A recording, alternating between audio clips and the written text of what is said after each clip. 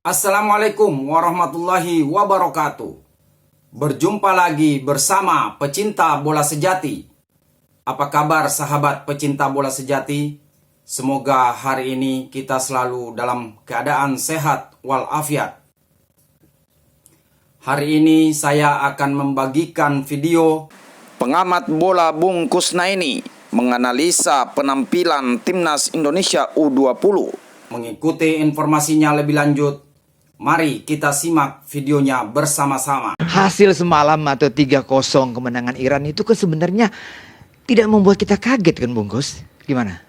Ini menarik ini, Iya. tidak membuat kita kaget. Kaget. Iya, padahal banyak orang kok kalahnya banyak gitu. Kalau banyak itu yang bikin kaget, kalah banyak Karena itu, Mas. Coach Indra Safri itu berangkat optimis loh. Jadi Iya, begitu kalah 0-3 emang orang bilang kok sampai kalah segitunya. Oh, sampai kalah segitunya. Iya, orang berpikir mungkin ya bisa imbang lah. Bahkan kalau kita dengar Vox Populi gitu ya, suara orang sebagian besar.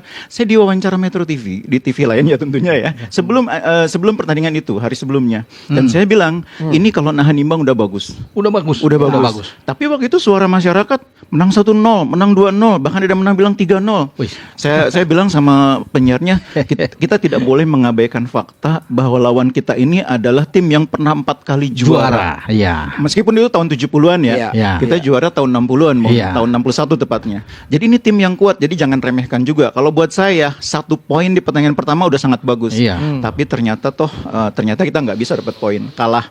Bahkan menurut saya kalau saya bilang bukan soal kalahnya ya. Iya. Tapi saya melihat penampilan timnas U20, orang bilang mungkin Indonesia U20 gitu ya. Di pertandingan pertama itu agak sedikit di bawah ekspektasi. Ada beberapa di bawah ekspektasi. Jadi ada beberapa elemen yang menurut kita harusnya itu sudah bisa diatasi, tapi enggak. Pertahanan. Ya. Jadi 3 gol itu kan menurut saya 3-3-nya tuh berasal dari bola samping umpan silang yang tidak diantisipasi. Ya. Meskipun 2 sundulan, 1 tendangan bicycle kick ya tendangan. Tapi 3-3-nya berasal dari umpan silang yang kita gagal mengantisipasi. Waktu turnamen sebelum Piala Asia Mandiri, saya kebetulan kan siaran. Itu kita lawan Jordania, lawan Suriah. Itu kebobolan dengan cara kayak begitu juga, Boy. Nah, menarik ini. Jadi bola-bola silang back-back kita nggak mampu mengantisipasi. Iya. Nah kemarin apalagi terlihat back-back kita tuh bahkan beberapa kali momen itu bukan cuma 3 gol ya, tapi ada beberapa peluang melalui sundulan yang dapat oleh Iran, tapi tidak menjadi gol. Tapi yang jadi gol 3 itu terjadi ketika back-back kita. Jadi kalau bertahan tuh kan prinsipnya jangan memberi kesempatan lawan yang mengambil bola. Kalau bisa kita potong sebelum lawan dapat bola. Nah, back kita selalu di belakang back lawan, di belakang pemain lawan, striker lawan. Padahal strikernya lawan ada yang lebih tinggi, sebagian besar lebih tinggi. Sementara pemain belakang kita kan kalau kita lihat formasi 4-2. Itu back tengahnya tuh kan Kadek Arel dengan Iqbal. Iya. Itu posturnya mohon maaf nggak terlalu tinggi ya, di bawah 180 semua. Iya. Kemudian bek kanannya Alvarezi juga tidak terlalu tinggi, cuma Doni yang agak tinggi. Nah dalam situ seperti itu kan Doni yang motong kan, mencegah bola diangkat. Nah yang duel bek di belakangnya 2 bek tengah plus 1 bek kanan. Nah dalam beberapa momen saya melihat bek tengah kita yang 2 ini kalah. Nah yang menarik kemudian Coach Indra main dengan formasi 4. Padahal dalam banyak kesempatan bermain dengan 3. Iya. Nah kalau 3 dia bisa pasang Sultan Jaki yang posturnya tinggi. 186. Iya. Nah dengan bermain 4-4-2 2 back tengah, dia hanya memasang nomor 1 tuh pasti Kadek Arel karena ini paling konsisten. Iya. Dan main di Bali United juga reguler. Nah pilihan satunya lagi dia memilih Iqbal. Iqbal juga di klubnya di Barito sering main. Tapi problemnya Iqbal bukan pemain yang kuat dalam bola atas. Dia kalau 1 lawan 1 kuat banget. Susah dilewatin, bola-bola bawah apalagi. Tapi kalau menghadapi lawan yang main cross dan pinternya Iran, mereka nggak nunggu sampai bola itu dekat ke garis gawang. Mereka early crossing. Crossingnya diangkat cepat sebelum bola sampai di 5 meter di depan garis gitu ya. Iya. Bahkan masih 20 meter sebelum garis gawang diangkat early crossing. Pemain-pemain belakang kita mohon maaf seringkali tidak bisa mengantisipasi. Ya ini PR yang menurut saya harus jadi catatan Coach Indra untuk 2 laga berikutnya karena nanti lawannya kurang lebih begini lagi. Iya. Sama. Nah, ini menarik. Gimana menurut Bung Ropan? Ini langsung. Saya belum bertanya, baru saya mau tanya sudah dibalik saya. Iya, ini langsung ke pertahanan ini, Bung Ropan ya. Itu kita bicara juga tadi kan. Iya. Kesini bagaimana pertahanan kita itu dengan gol-gol yang tercipta dari Iran. Iya. Boy. Jadi saya pikir begini, apa yang dikatakan Mas Kus tadi, mereka tidak belajar dari kejadian yang ada di Mandiri U20 ya series kemarin. Ya. Karena bola-bolanya kan begitu juga, Mas ya. Iya, betul. Ya, mestinya kan dari situ ada pelajaran untuk bisa diantisipasi jangan sampai terulang menghadapi Iran. Iya. Dan mungkin mereka harus bisa melihat, mungkin ya, siapa tahu sudah melihat cara bermain Iran bagaimana di video dan apa semua kan, cara bermain Uzbek gimana. Tapi itu tidak ada berubah kalau kita lihat dengan cara bermain kemarin. Iya. Dan kita memang agak kesulitan. Dan itu kan dikeluhkan juga oleh pelatih, oleh Coach Indra sehabis pertandingan bahwa mereka tidak mampu mengantisipasi bola-bola Iya, crossing. betul. Itu Indra bilang di depan Iya, wartawan iya. juga di preskon bahwa memang ini kesulitan. Kadang-kadang 1 lawan 1 kita kalah. Ya kan? Iya. Masih banyak kehilangan bola. Ketika di pressing lawan banyak hilang bola juga. Iya. Ini menjadi Apalagi kendala. faktornya, Bung Ropa? Ya, Kesalahan itu apa tadinya. lagi? Dan memang benar, kalau kita mungkin seandainya nih Mas Kus ya, Iya. kita cepat mengambil sumpah kemarin kedua pemain itu yang Iya. pemain belakang Dion Marks dan Tim Tim Haypens, kita bisa tertolong juga di Iya, belakang nah karena kalau punya ketinggian. menarik ya. Jadi kalau ada tim Gepen, Ya. itu yang namanya Doni bisa main agak ke depan. Ke depan. Iya. Karena Doni bagus di depan. Tim Gepen ini back kiri tinggi juga Bagus. dan duelnya 1 lawan Iya. 1 bagus. Bagus. Iya. Dion Mark juga duelnya 1 lawan 1 Defense-nya juga bagus oke. dan bola atasnya lumayan. Iya. Jadi kalau ada Dion Untuk Mark, motong-motong enak, nah Mas. dia duet dengan Kadek Arel, lalu Nah. tim Gepen main di posisi back kiri. Iya. Doni bisa ikut support Iya. serangan. Ini kan kalau, ini kan Kalau Coach sayang, iya kan sayang itu telat Betul. itu. Nah, Bungkus, tadi kalau Bungkus tadi cerita soal kelemahan kita menghadapi bola-bola silangkan. Berarti kan sebenarnya preventifnya adalah peranan Doni dan peranan Buffon. Buffon. Kita lihat bebas sekali tuh.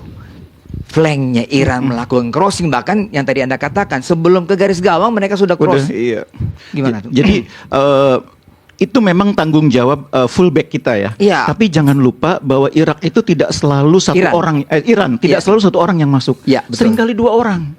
Nah, Iya. 1 orang di cover oleh fullback kita. Yes, Orang yes. keduanya muncul. Muncul. Dan orang kedua ini yang ngangkat bola. Nah, gelandang kita di situ kurang membantu pertahanan. Nah, itu juga persoalan kedua. Jadi waktu di wawancara itu saya bilang, yang kedua yang tidak boleh dihindari transisi gelandang kita. Transisi ketika mereka kehilangan bola bertahan. Karena waktu mandiri, turnamen mandiri itu juga problem. Jadi back-back kita itu seringkali harus langsung berhadapan dengan pemain lawan karena transisi gelandangnya agak lambat. Nah, memang menurut saya kalau dari segi materi, ini sudah lari ke materi ya. Di timnya Coach Indra saat ini yang agak kurang itu gelandang. Back sebetulnya lumayan, tinggal bagaimana meramu formasinya. Depan juga agak lumayan sesudah adanya Jens Raven. Iya. Tapi menurut saya gelandang tuh kurang. Jadi kita nggak bayangkan Welber tuh sampai jadi gelandang. Sampai gelandang. Padahal Itu dia kan pemain back kanan. back kanan. Artinya apa? Artinya kekurangan pemain yang bisa main di situ. Iya. Tony itu bukan tipikal nomor 6 ya. Kalau main tuh nomor 6 lah istilahnya ya. Di Persebaya Holding. dia main sebagai Nomor 8, Nomor 8. box to box. Iya. Nah, kemarin tuh dia banyak dipaksa untuk ikut bertahan. Posisi itu kan kemarin ditempati oleh Zidane. Tapi iya. Zidane ini kan stylish mainnya. Padahal main di sepak bola Asia tuh butuh pemain yang lebih versatile gitu, yang mainnya lebih bakbuk gitu loh. Ya. Jadi gelandangnya tuh bukan tipe gelandang yang model Pirlo, tapi kita butuh tipe Makelele. yang box to Box to box yang duel. ball winning, Ball winner. ball dia. winner ya. Itu yang kita nggak punya karena Zidane ini memang tipenya lebih ke Pirlo daripada Makelele misalnya gitu ya. Nah, itu yang saya pikir membuat Coach Indra juga agak kesulitan memilih formasi, makanya tiba-tiba jadi 4-4-2 padahal di banyak pertandingan sebelumnya kan 3-4-3, 3-4-3. bahkan sempat 4-3-3, sempat juga 4-2-3-1. Nah, ketika dia melihat Ragil di pertandingan terakhir waktu lawan India main bagus, Iya. kayaknya terinspirasi duetkan Ragil dengan Raven. Tapi lawannya kan India. Levelnya sekarang kan beda. Iran, nanti Uzbekistan, Yaman. Nah, satu lagi yang juga menurut saya jadi catatan saya, catatan kita semua tentunya ya. Kita ini gampang kebobolan terlalu cepat. Itu dia. Kemarin juga begitu. Iya. Jadi masalah kita gini. Kalau kita kebobolan, pemain kita itu ngejarnya itu kemudian jadi agak terburu-buru. Iya. Nah, ketika ngejar terburu-buru gagal terus, babak kedua biasanya kebobolan lagi. Nah, kemarin begitu juga. Itu Iya. juga terjadi waktu uji coba lawan Suriah. Lawan Jordania. Lawan Jordan juga. Kita ngejar, berusaha apa gitu, malah kebobolan. Jadi apa ya, keseimbangan tim ini memang ya pertama faktornya kurang banyak pemain yang masih belum berpengalaman ya. Masih banyak pemain yang di level klubnya pun bisa dibilang tidak merupakan starter ya. Ya. Sehingga ketika mereka bermain itu kan latihan kan beda dengan bertanding. Sehingga ketika mereka bertanding ditambah lagi kan pemain ini gabungan dari beberapa klub. Chemistry-nya belum sepenuhnya terbentuk, apalagi kalau timnas itu kan emang nggak banyak waktunya untuk berkumpul. Iya. Itu yang membuat permainan kita ini ditambah lagi formasi yang gonta-ganti itu juga buat menurut saya itu PR juga buat pemain. Ini kritikan dari netizen, dari pengamat sepak bola. Kan TC-nya udah banyak. TC-nya TC di kemana-mana sini, tuh. TC di sini, TC di sini. Bahkan di Indonesia, di Bali, di Surabaya dan semuanya. Bagaimana Bung Ropa? Iya, dan itu panjang, bukan 1 minggu 2 minggu. Iya. Iya kan, itu berbulan-bulan juga Mas ya kadang-kadang tuh. Nah kemarin mempersiapkan diri kita ke Shenzhen ini kan kita makan, ada uji coba juga dikasih kesempatan kan. Iya. Mestinya kan dimanfaatkan dengan baik. Uji coba mahal loh itu, coba uji Mahal. coba internasional Internasional kan? itu ada 3 tim dari luar. Iya, betul. Ya dibikin turnamen itu. Jadi saya pikir setelah ini ada perbaikan yang baik. Tapi ternyata ketika lawan Iran kemarin juga Mas biasa-biasa aja, nggak ada satu hal yang bagus untuk kita ini. Cuma kemarin itu yang saya lihat ini begini. Kalau kita tidak cepat kebobolan di menit awal itu yang dibuat oleh Hesam ya. Hesam Nafari itu pemain belakang dari Iran, mungkin agak beda. Kalau babak pertama diakhiri dengan 0-0. 0-0 betul. Ya kan? Nggak terburu-buru Nggak ngejar. terburu-buru lagi untuk Iya. kejar dan hilang. Tapi itu yang membuat kita memang agak ya ketika masuk dengan gol kedua ada bicycle kick itu demikian gunting ya udah Kenapa selesai. kita kalau ngejar itu sulit? Karena kita agak lemah dalam menciptakan kreativitas permainan. Jadi ketika sebuah tim kreativitasnya kurang, membongkar pertahanan lawan gagal lagi, dari 3 yang nyerang jadi 4, jadi 5, jadi 6, akhirnya 7 orang nyerang. Di belakang akhirnya kosong. Akhirnya back itu langsung berhadapan dengan counter attack yang cepat dari lawan. Iya. Gelandangnya terlambat turun. Itu kan penyakit kalau kita main bola kan begitu. Kalau 3 orang di depan gagal terus, gelandang ikut support. Gelandang gagal juga, back ikut naik. Itu alamiah itu dalam sepak bola ya. Nah itu makanya kalau kita ketinggalan tuh menurut saya akan jadi problem karena kita punya problem dalam menciptakan kreativitas dan kemudian finishing. Nah mudah-mudahan di pertandingan berikutnya kita jangan ketinggalan dulu. Kalau bisa mimpin 3-0 dulu. Uish.